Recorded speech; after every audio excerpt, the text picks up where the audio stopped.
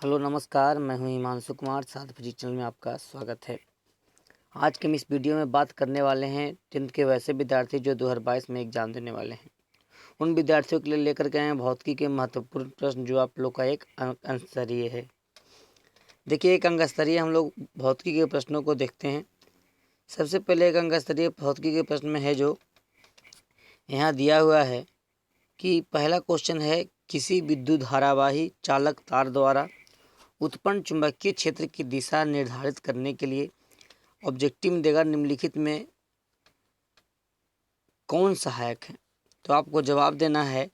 जैसे देखिए, जो किसी भी चालक तार से विद्युत धारा चुंबकीय क्षेत्र की दिशा को प्रदर्शित करने के लिए हम लोग एक नियम का इस्तेमाल करते हैं। उस नियम को हम लोग दक्षिणाहस्त अंगुष्ठ नियम भी कहते हैं। इसमें क्या होता है कि अपने मुट्ठी से चालक तार को पकड़ा जाता है, और चालक तार से जब पकड़ा जाता है तो अंगूठा है जो धारा की दिशा को बताता है, और बाकी से अंगुलियां हैं जो चुंबकीय क्षेत्र की दिशा को बताती है। फिर हम लोग जानते हैं फ्लेमिंग का बमहस्त नियम। फ्लेमिंग के बमहस्त नियम में क्या होता है, तर्जनी अंगूठा है, तर्जनी अंगुली है जो चुंबकीय क्षेत्र की दिशा को बताता है। उसी प्रकार से फ्लेमिंग के बमहस्त नियम में भी है जो तर्जनी अंगुली है जो चुंबकीय क्षेत्र की दिशा को प्रदर्शित करता है। हम लोग नेक्स्ट क्वेश्चन की ओर आगे बढ़ते हैं। क्वेश्चन आपको यहाँ दिया हुआ है, किसी प्रोटॉन का निम्नलिखित में कौन सा गुण किसी चुंबकीय क्षेत्र में मुक्त गति करते समय परिवर्तन नहीं हो सकता है। देखिए, जब कोई भी चुंबकीय क्षेत्र में प्रोटॉन गति करता है, जब प्रोटॉन है जो चुंबकीय क्षेत्र में गति करता है तो इसके द्रव्यमान है जो उस प्रोटॉन का संवेग है जो बदलता नहीं है। ये सब ऑब्जेक्टिव के लिए बहुत VVI है। अगर आप मेरे चैनल पर नए हैं तो चैनल को सब्सक्राइब कर दें, और आप लोग को बगल में दिए हुए ऑल बेल आइकन को प्रेस कर दें, जिससे कि आने वाले हर वीडियो का नोटिफिकेशन आपको सबसे पहले मिल सके। हम आप लोग को ये बता दें कि इसमें क्या होता है कि जितना भी है जो 1 अंक स्तरीय प्रश्न, 2 अंक स्तरीय प्रश्न, सभी प्रश्नों को हम लोग है जो इस चैनल में हल करेंगे। पहले हम पूरा 10th के बारे में बता दे रहे हैं, उसके बाद धीरे धीरे 12th के बारे में बताएंगे। चलिए नेक्स्ट क्वेश्चन की ओर आगे बढ़ते हैं।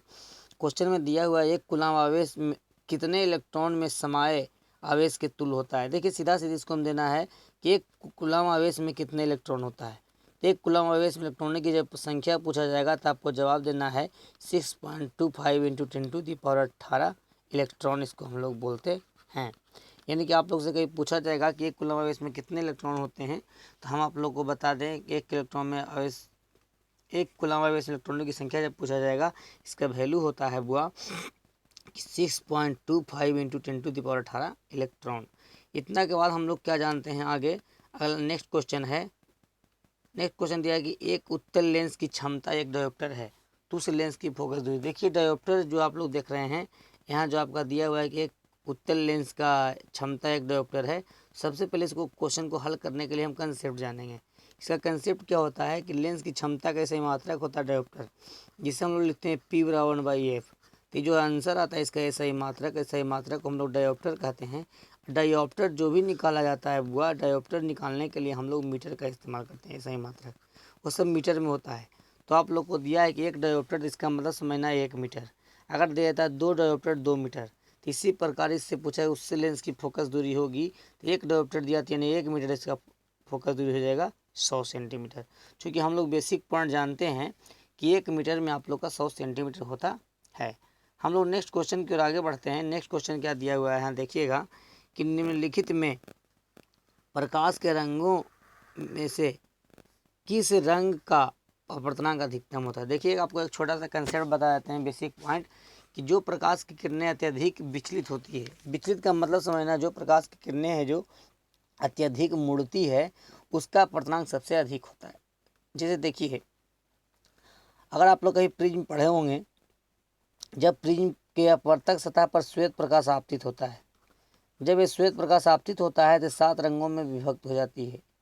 एक प्रकाश की किरणों को हम लोग बोलते हैं बैगनी, एक जो है आपका ऊपर वाला लाल। लाल का तरंगदैर्घ्य अधिक होता है क्योंकि यह कम मुड़ता है, और सबसे ज़्यादा मुड़ने का काम बैगनी करता है। जो ज़्यादा मुड़ता है उसका अपवर्तनांक भी अधिकतम होता है। तो आपको यहाँ पर ध्यान देना है। अगर आप लोग से ऑब्जेक्टिव में पूछा जाएगा कि जो आप देख रहे हैं कि किस रंग का तरंगदैर्घ्य अधिकतम होता है, तो आपको जवाब देना है कि सबसे ज़्यादा तरंगदैर्घ्य होता है जो वो है आपका प्रकाश है जो बैगनी होता है। देखिए बैगनी रंग के प्रकाश का तरंग सबसे अधिक अपर्तनांक सबसे अधिक होता है। क्यों? तो क्योंकि ये सबसे ज़्यादा मुड़ता है। तो अगर आप लोग से पूछा जाएगा सबसे ज़्यादा मुड़ने वाली भी किरण तो बैगनी, सबसे अत्यधिक अपर्तनांक भी तो बैगनी का। चलिए नेक्स्ट क्वेश्चन की ओर आगे बढ़ते हैं। नेक्स्ट क्वेश्चन क्या दिया हुआ है, पानी में डूबे एक उत्तल लेंस की फोकस दूरी हवा में इसकी फोकस दूरी की अपेक्षा क्या होती है। देखिए पानी में डूबी हुई एक उत्तल लेंस की फोकस दूरी, इसकी फोकस दूरी हवा में इसकी फोकस दूरी की अपेक्षा ये जो कम होती है। यहाँ आपको आंसर देना है कि इसका आंसर जो होगा कम होती है फोकस दूरी। कैसे आप लोग देखिए, इसके लिए आपको एक बेसिक पॉइंट याद रखना होगा। बेसिक पॉइंट क्या है, जैसे देखिए हम जानते हैं कि जब प्रकाश की किरणें विरल माध्यम से सघन माध्यम में जाती है तो अभिलंब की ओर मुड़ जाती है। जब अभिलंब की ओर मुड़ जाएगी तो अभिलंब से है जो मुड़ने वाली किरणों के बीच की दूरी घट जाती है। तो इसी पॉइंट को समझते हुए हम आपको समझा दें, जैसे आपका एक उत्तल लेंस हो गया, इस उत्तल लेंस को पहले जब हम लोग हवा में रखते हैं तो इसकी फोकस दूरी इस प्रकार से होती है, क्योंकि दोनों विरल माध्यम में है। और जब यही लेंस को हम एक पानी में डुबा देते हैं, जब ये पानी में डुबा देते हैं तो आप जानते हैं ये सघन माध्यम में चला जाता है। जब सघन माध्यम में जाती है प्रकाश की किरणें विरल माध्यम से, तो यह प्रकाश की किरणें अभिलंब की ओर झुक जाती है। जैसे ही अभिलंब की ओर झुकती है तो यहाँ से जो दूरी है तो घट जाता है। तो हम लोग क्या यहाँ पर बोलते हैं, क्वेश्चन के अनुसार, क्वेश्चन में जो दिया हुआ है कि पानी में डूबे एक उत्तल लेंस की फोकस दूरी, एक उत्तल लेंस की फोकस दूरी हवा में इसकी फोकस दूरी की अपेक्षा कम हो जाती है। यानी कि हवा में अत्यधिक होता है और पानी में जो फोकस दूरी कम जाता है। बोलेगा क्यों? तो क्योंकि प्रकाश की किरणें है जो सघन माध्यम में विरल माध्यम सघन माध्यम में जाती है तो अभिलंब की ओर झुक जाती है, जिसके कारण लेंस के प्रकाशीय केंद्र और फोकस के बीच की दूरी घट जाती है। हम लोग नेक्स्ट क्वेश्चन की ओर आगे बढ़ते हैं। दिया हुआ 1 मीटर का परिसर, एक ए मीटर का परिसर, जैसे एक ए मीटर है, जैसे हम मान लेते हैं एक ए मीटर आपका हो गया, ठीक है। जैसे हम लोग यहाँ देख रहे हैं एक आपका ए मीटर का परिसर है, देखिए एक आपका ए मीटर होगी, ए मीटर का परिसर 0.3 एम्पियर है। ने एक रेंज दे दिया है जो 0.3 एम्पियर है टोटल। इस ए मीटर के स्केल पर डिवीजनों की संख्या 30 है, यानी छोटा छोटा 30 भागों में बांट दिया गया है। तो उस ए मीटर का अल्प मापांक है, तो ये पूछ रहा है जो 30 भागों में इतना को बांटा गया है तो इसको सब का मान कितना होगा। तो बस कुछ नहीं करना है, ये 0.3 एम्पियर को क्या किया है, यह है जो 30 भागों में बांट दिया है। इसको दशमलव जैसे हटाएंगे नीचे 100 आ जाता है। हम लोग जब इसको कैलकुलेशन करते हैं कट करके ऑटोमेटिक 1/100 आ जाता है। जब हम लोग इसको भागा जाता है तो 0.0 बनाता है। इसको देखिए, इस पर फिर से हम हल करते हैं, दशमलव हटाएंगे नीचे 1 आ जाता है, उसके बाद 2 अंक 100, यानी कि इसको जब हम लोग हल करते हैं तो आ जाता है 0.01 एम्पियर। यानी कि आपको दिमाग में रखना है, इसका जवाब देना है क्या चाहिए। एक ए मीटर का परिसर 0.3 एम्पियर है, तो इस ए मीटर का स्केल पर डिवीजनों की संख्या 30 है, तो ए मीटर का अल्प मापांक होगा 0.1 एम्पियर। यानी कि आपका सही आंसर आता है 0.1 एम्पियर। अगर 0.3 दिया 30 भाग में बांटा तो 0.3 बटा 30, 0.10 देता 100 भागों में कटा 0.10 बटा 100। यानी कि आपको इसके अनुसार बांट देना है, बड़ा वाला से छोटा वाला को भाग दे देना है। हम लोग क्या करते हैं, अब आगे देखते हैं, नेक्स्ट क्वेश्चन की ओर आगे बढ़ते हैं। नेक्स्ट क्वेश्चन क्या दिया हुआ है कि समान दृष्टि के व्यास के लिए स्पष्ट दृष्टि की न्यूनतम दूरी होती है। देखिए समान दृष्टि व्यास का मतलब होता है जो जनरल व्यक्ति हो, जैसे हम लोग हो गए 30 वर्ष 45 वर्ष, ये सब व्यक्ति हो गया, जनरल व्यक्ति हो गया, समान व्यक्ति की जो स्पष्ट दृष्टि की न्यूनतम दूरी होती है वो आपका 25 सेंटीमीटर होती है। जैसे मान लिया, हम आपको समझा दें, ये आपका नेत्र हो गया, ठीक है। यदि आपका ये नेत्र है, ये नेत्र से हम आप लोग को बता दे रहे हैं, यदि कोई वस्तु मानव नेत्र से निकट स्थित होता है तो उसको बोलते हैं निकट बिंदु। निकट बिंदु और नेत्र से बीच की दूरी को बोलते हैं हम लोग स्पष्ट दृष्टि की न्यूनतम दूरी। ये जो दूरी होती है, जो डिस्टेंस होती है, इस डिस्टेंस का वैल्यू जो होता है वह इसका मान होता है 25 सेंटीमीटर। तो आप लोग से ऑब्जेक्टिव में पूछा जाएगा स्पष्ट दृष्टि की न्यूनतम दूरी क्या होती है, तो आपको जवाब देना है स्पष्ट दृष्टि की न्यूनतम दूरी 25 सेंटीमीटर होती है। हम लोग नेक्स्ट क्वेश्चन की ओर आगे बढ़ते हैं। निम्नलिखित में कौन सा ऊर्जा नवीकरणीय स्रोत है। तो देखिए ऊर्जा नवीकरणीय स्रोत जैव मात्रा है जो इसको हम लोग दोबारा प्राप्त करते हैं। नवीकरणीय स्रोत समझेंगे क्या चीज़, जिसको हम लोग उपयोग करने के बाद दोबारा प्राप्त कर सकते हैं, उसको बोलते हैं नवीकरणीय स्रोत, यानी कि जिसका पुनर्चक्रण होता है। नेक्स्ट क्वेश्चन की ओर आगे बढ़ते हैं। नेक्स्ट क्वेश्चन दिया हुआ है कि निर्वात में प्रकाश की चाल होती है। तो देखिए निर्वात में प्रकाश की चाल है जो 3 लाख किलोमीटर प्रति सेकंड होता है। ऐसा क्वेश्चन है जो बहुत ज़्यादा आते रहता है। ये सब क्वेश्चन पर विशेष ध्यान देना है।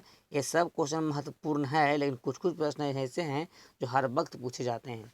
हम है जो इस प्रकार के 5 सेट बनाए हैं, जिसके माध्यम से चाहे वो विद्यार्थी किसी भी बोर्ड के हो, हर बोर्ड के विद्यार्थियों का है जो इसके माध्यम से क्वेश्चन एग्जाम में आ जाएगा। चलिए हम लोग आगे बढ़ते हैं। नेक्स्ट क्वेश्चन क्या दिया हुआ है, किसी चालक की प्रतिरोधकता निर्भर करती है। तो देखिए चालक की प्रतिरोधकता की जो बात होती है हम लोग जो जानते हैं, प्रतिरोधकता का मतलब होता है रोकने वाला, यानी कि चालक में बहने वाली धारा के मान को रोकता है। ये रोकने का जो कार्य जो बहुत सी बातों पर डिपेंड करता है। जैसे पहला जो हम आप लोग को बात बता दें किस पर डिपेंड करता है। सबसे पहला देखिए, यदि चालक तार लंबा रहेगा उसमें रुकावट ज़्यादा रहेगा। जैसे मान लिया जाए ये वाला आपको देते हैं एल बराबर 2 मीटर, एक लेते हैं हम लोग एल बराबर 1 मीटर। तो इसमें जो देख रहे हैं इसमें रुकावट कम होगा, इसमें रुकावट ज़्यादा होगा। इससे पता लग रहा है क्या जी, लंबाई बढ़ा रहे हैं रुकावट बढ़ रहा है, लंबाई घटाएंगे रुकावट घटेगा। यानी कि लंबाई के समानुपाती होता है प्रतिरोध, जिसे हम लोग बोलते हैं आर। यानी कि प्रतिरोधकता को हम लोग प्रतिरोध भी कहते हैं। एक पदार्थ चालक पदार्थ का गुण होता है। और दूसरी बात, चालक पदार्थ के अनुप्रस्थ काट के क्षेत्रफल पर, जैसे इसको बोलते हैं अनुप्रस्थ काट के क्षेत्रफल। ये जब एरिया बढ़ता है तो प्रतिरोध का मान घटता है, जब एरिया घटता है तो प्रतिरोध का मान बढ़ता है। ठीक उसी प्रकार चालक तार की प्रकृति पर, प्रकृति का मतलब होता है, जैसे हम लोग जानते हैं एक एल्युमिनियम होता है, एक आपका तांबा होता है, एक आपका चांदी होता है। तो चांदी है जो सबसे अच्छा चालक होता है। हम लोग अब आगे जानते हैं नेक्स्ट क्वेश्चन की ओर।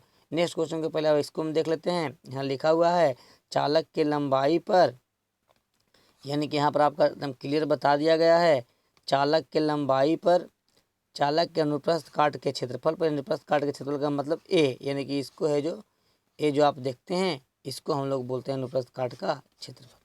चालक पदार्थ के प्रकृति पर, चांदी हो गया, लोहा हो गया, एल्युमिनियम हो गया, चांदी सबसे अच्छा चालक है। ऑब्जेक्टिव में भी दे सकता है सबसे अच्छा चालक क्या है, तो चांदी बोलेंगे। नेक्स्ट क्वेश्चन हम लोग देखते हैं कि दंत विशेषज्ञ, यानी कि दंत विशेषज्ञ का मतलब चिकित्सा जगत में हम लोग स्पष्ट बोल सकते हैं। चिकित्सा जगत में हम लोग जो दर्पण का उपयोग करते हैं उस दर्पण का नाम है अवतल दर्पण। अवतल दर्पण का उपयोग है जो हम लोग दंत चिकित्सक में करते हैं। नेक्स्ट क्वेश्चन की ओर आगे बढ़ते हैं। कौन सा लेंस है जो अपसारी लेंस कहलाता है। देखिए अपसारी का मतलब होता है पसर जाना। जब प्रकाश की किरणें अवतल लेंस के अपवर्तक सतह पर, जैसे अवतल लेंस हो गया, इसकी जब अपवर्तक सतह पर प्रकाश की किरणें आपतित होती है तो ये प्रकाश की चारों किरणें फैल जाती है सभी दिशाओं में। जब सभी दिशाओं में फैल जाती है इसको हम लोग बोलते हैं अपसारी लेंस। तो आप लोग से एग्जाम में देगा कि अपसारी लेंस क्या है, तो अवतल लेंस को अपसारी लेंस कहते हैं। और ये आपको दिमाग में रखता है, अवतल लेंस को अपसारी लेंस और उत्तल लेंस को अभिसारी लेंस। उत्तल लेंस में सही प्रकाश की किरणें जमा हो जाती है एक बिंदु पर। अब कहता है पुतली के साइज को कौन नियंत्रित करता है, तो पुतली के साइज को नियंत्रित करने का काम करता है पछमाभी पेशियाँ। अब नेक्स्ट क्वेश्चन है। नेक्स्ट क्वेश्चन में क्या आता है, किस दृष्टि दोष को अवतल और उत्तल दोनों लेंसों से बने द्विफोक्सी लेंस द्वारा संशोधित किया जाता है। देखिए एक आप लोग का दृष्टि दोष होता है, उस दृष्टि दोष का नाम है जर्रा दृष्टि दोष। जर्रा दृष्टि दोष में क्या होता है, एक आप लोग का उत्तल लेंस, एक आपका इस प्रकार का लेंस होता है, इसमें है जो ऊपर वाला भाग है जो अवतल होता है और नीचे वाला भाग है जो उत्तल होता है। इसको हम लोग बोलते हैं बायोफोकल लेंस। इस लेंस का नाम देते हैं हम लोग, इस लेंस को हम लोग बोलते हैं बायोफोकल लेंस। बायोफोकल लेंस, बायोफोकल लेंस है जो इसको, यह है जो दो लेंस से बना होता है, एक उत्तल लेंस और एक अवतल लेंस। इस दोष, यह है जो जर्रा दृष्टि दोष के जर्रा दृष्टि दोष को दूर करने के लिए उपयोग किया जाता है। यह दोष जो प्राय बुढ़ापा में होता है नेत्र लेंस की समंजन क्षमता घट जाने के कारण। यानी कि आप लोग को सही जवाब आएगा कि जर्रा दृष्टि दोष ऐसा है दोष है जिसमें है जो इसको दूर करने के लिए अवतल लेंस और उत्तल लेंस दोनों के मिला करके एक लेंस बनाते हैं, इसको हम लोग बोलते हैं बायोफोकल लेंस। इसी को बोलते हैं द्विफोक्सी लेंस। हम लोग नेक्स्ट क्वेश्चन की ओर आगे बढ़ते हैं। नेक्स्ट क्वेश्चन में क्या देख लेते हैं।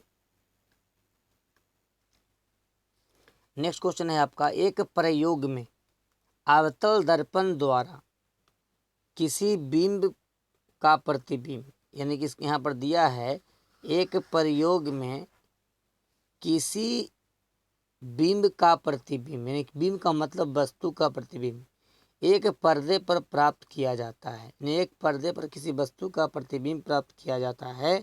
तो इसको में क्या दिया है, प्राप्त किया था। दर्पण की फोकस दूरी को निर्धारित करने के लिए प्रयोगकर्ता को मापने की जरूरत है। दर्पण तथा पर्दा के बीच की दूरी, जैसे आप लोग का फोकस दूरी निकालना है तो इसके लिए हम लोग क्या करें, जैसे दर्पण हो गया, तथा दर्पण तथा पर्दा के बीच की दूरी, यहाँ पर एक पर्दा हो गया।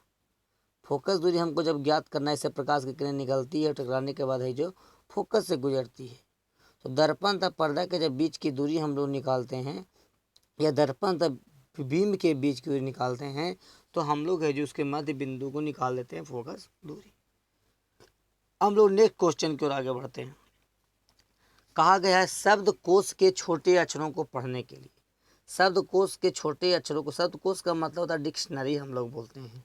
शब्दकोश के छोटे अक्षर, कोई डिक्शनरी में देखते होंगे छोटा छोटा अक्षर रहता है, उसके छोटा अक्षरों को पढ़ने के लिए हम लोग क्या करते हैं, जैसे हम लोग आपको समझा दें। शब्दकोश के छोटे अक्षरों को पढ़ने के लिए है जो 5 सेंटीमीटर, यानी कि 5 सेंटीमीटर फोकस दूरी का उत्तल लेंस लेते हैं। अब यहाँ पर प्रश्न आता है कि उत्तल लेंसिंग क्यों लेते हैं, तो देखिए हम आपको बता दें उत्तल लेंस लेने का कारण क्या चीज़ है। उत्तल लेंस में जो प्रति वस्तु को, सर देखिए इसमें क्या है, जो प्रकाशीय केंद्र और फोकस के बीच, प्रकाशीय केंद्र और फोकस के बीच है जो हम लोग लेंस वस्तु देखते हैं, तो प्रकाशीय केंद्र और फोकस के बीच, इसको हम लोग ओ को प्रकाशीय केंद्र बोलते हैं। प्रकाशीय केंद्र और फोकस के बीच हम लोग जब डिक्शनरी के लेटर को रखते हैं, इसका जो प्रतिबिंब बनता है काफ़ी बड़ा है जो लेंस के सामने बन जाता है। यही कारण है जो काफ़ी बड़ा दिखने के कारण है जो, लेकिन यहाँ से डिस्टेंस जो काफ़ी छोटा होता है, यहाँ 50 सेंटीमीटर भी रहता है, 50 न लेकर के यह छोटा होता है, इसलिए हम लोग 5 सेंटीमीटर लेते हैं। यानी कि आपको एग्जाम में जवाब देना है इसका कि 5 सेंटीमीटर फोकस दूरी का उत्तल लेंस का इस्तेमाल करके है जो शब्दकोश के छोटे अक्षरों को बड़ा करके हम लोग पढ़ सकते हैं। हम लोग अब जानते हैं नेक्स्ट क्वेश्चन की ओर क्या है कि निम्नलिखित में कौन विद्युत विभवांतर का ऐसा ही मात्रक है। तो देखिए विद्युत विभवांतर हो, विभव हो, सबका ऐसा ही मात्रक वोल्ट होता है। तो आपको जवाब देना है कि विद्युत विभवांतर का ऐसा ही मात्रक होता है वोल्ट। ये बहुत वीवीआई क्वेश्चन है, ये भी क्वेश्चन है जो हर वक्त आते रहता है। हम लोग नेक्स्ट क्वेश्चन की ओर आगे बढ़ते हैं। नेक्स्ट क्वेश्चन दिया गया जी कि लघु पथन के समय परिपथ में विद्युत धारा का मान बहुत अधिक बढ़ जाता है। तो हम लोग पहले एक छोटा सा शब्द देख रहे हैं लघु पथन। लघु पथन को हम लोग इस शब्द के नाम से जानते हैं, जिसको हम लोग बोलते हैं शॉर्ट सर्किट। शॉर्ट सर्किट के नाम से आप लोग जानते हैं कि शॉर्ट सर्किट क्या होता है। देखिए शॉर्ट सर्किट का मतलब होता है क्या जी, किसी कारणवश गलती से विद्युत परिपथ में एक होता है काला तार, इसको हम लोग बोलते हैं उदासीन तार, काला तार, इसी को उदासीन तार बोलते हैं। एक होता है आपका लाल तार, जैसे हम लोग यहाँ देख लेते हैं एक होता है लाल तार, इसको बोलते हैं जीवित तार। जीवित तार या इसका रंग है जो लाल है, ये लाल तार काला तार जब आपस में गलती से सट जाता है, तो गलती से सटने के बाद परिपथ में है जो धारा का मान बढ़ जाता है, और इसके साथ जितने भी उपकरण जुड़ा रहता है वो जलकर नष्ट हो जाता है। इस घटना को लघु पतन कहा जाता है। तो लघु पतन के समय परिपथ में बताया जा रहा है, तो लघु पतन के समय परिपथ में विद्युत धारा का मान काफ़ी अधिक बढ़ जाता है। हम लोग नेक्स्ट क्वेश्चन की ओर आगे बढ़ते हैं। दिया है कि पश्चिम की ओर प्रक्षेपित कोई धनावेशित कर, यानी कि पश्चिम की ओर, जैसे आपको हम जानते हैं, ये हम आपको एक डायग्राम के मदद से बता देते हैं कि जैसे जो आप देख रहे हैं, एक आपका होता है पूरब, एक होता है पश्चिम, एक होता है उत्तर, एक होता है दक्षिण। ऊपर का मतलब उत्तर, नीचे का मतलब दक्षिण। तो कहा जाता है एक पश्चिम की ओर प्रक्षेपित कोई धनावेशित कण, कोई भी धनावेशित कण को पश्चिम की ओर प्रक्षेपित किया जाता है, फेंका जाता है। किसी चुंबकीय क्षेत्र द्वारा उत्तर की ओर विक्षेपित किया जाता है, चुंबकीय क्षेत्र द्वारा उत्तर की ओर विक्षेपित होता है, तो चुंबकीय क्षेत्र की दिशा होगी, डायरेक्ट दिख रहा है चुंबकीय क्षेत्र की दिशा होगी जो ऊपर मुखी है। यानी कि आप लोग से पूछा जाएगा ऑब्जेक्टिव में जब आपसे पूछा जाएगा कि पश्चिम की ओर प्रक्षेपित कोई धनावेशित कण किसी चुंबकीय क्षेत्र द्वारा उत्तर की ओर विक्षेपित हो जाता है तो चुंबकीय क्षेत्र की दिशा क्या होगी? तो ऊपरी मुखी होगी। हम लोग नेक्स्ट क्वेश्चन की ओर आगे बढ़ते हैं। तांबे के तार की एक आयताकार कुंडली किसी चुंबकीय क्षेत्र में घूर्णी गति कर रहा है। तांबे की तार के कुंडली, जैसे तांबे की तार की कुंडली मान लेते हैं, एक प्रकार का तांबा का तार का एक कुंडली हो गया, ये देख रही है कुंडली, चुंबकीय क्षेत्र में घूर्णी गति कर रहा है, चुंबकीय क्षेत्र में है जो घूम रहा है। जैसे हम आप लोग को बता दें, इस प्रकार से हो गया, यहाँ पर एक मैग्नेट रख दिया जाता है, इस चुंबकीय क्षेत्र में है जो घूर्णन करता है, घूर्णी करता है। इस कुंडली में प्रेरित विद्युत धारा की दिशा में कितने परिभ्रमण बाद परिवर्तन होता है? तो बस आधा, नहीं आधा तो इधर होल रहता है, फिर आधा जब चक्र घुमाता है तो आधा चक्र के बाद है जो धारा की दिशा है जो घूमता शुरू करता है। हम लोग नेक्स्ट क्वेश्चन की ओर आगे बढ़ते हैं। नेक्स्ट क्वेश्चन दिया हुआ है, किसी विद्युत धारावाही सीधी लंबी एवं परिनालिका के भीतर चुंबकीय, देखिए चुंबकीय लिखा गया मिस्टेक से टाइपिंग में, टाइपिंग सब चीज़ अपने करना पड़ता है। चुंबकीय, चुंबकीय क्षेत्र सभी बिंदुओं पर समान होती है। यानी कह रहा है किसी भी विद्युत धारावाही सीधी लंबी परिनालिका के भीतर, देखिए परिनालिका एक आ रहा है शब्द, परिनालिका का मतलब होता है किसी खोखला बेलन के ऊपर चालक तार की कुंडली लपेट दी जाती है, तब हम लोग उसको बोलते हैं परिनालिका। परिनालिका के अंदर है जो सभी बिंदुओं पर है जो चुंबकीय क्षेत्र का मान समान होता है। इतना के बाद हम लोग अब क्या करते हैं आपको कि ये है जो सेट ए हम हल कर रहे हैं, अगला जो क्वेश्चन आपको हल करेंगे सेट, वो आपका रहेगा सेट बी। यही आपको ध्यान देना है कि सेट ए सेट बी यानी 5 सेट में है जो एक अंक स्तरीय प्रश्नों को पूरा फिजिक्स का हम लोग हल कर दिए हैं, जो आपको जो बच्चा 2022 में यानी कि 2022 में जो विद्यार्थी मैट्रिक के एग्ज़ाम देंगे, वे विद्यार्थी इतना जब देख लेते हैं तो उतना इतना दिखने के बाद विद्यार्थियों को एग्ज़ाम में है जो एक भी प्रश्न छूटेगा नहीं। तो हम आप लोग को नेक्स्ट वीडियो में आएंगे सेट बी के साथ। धन्यवाद, जय हिंद।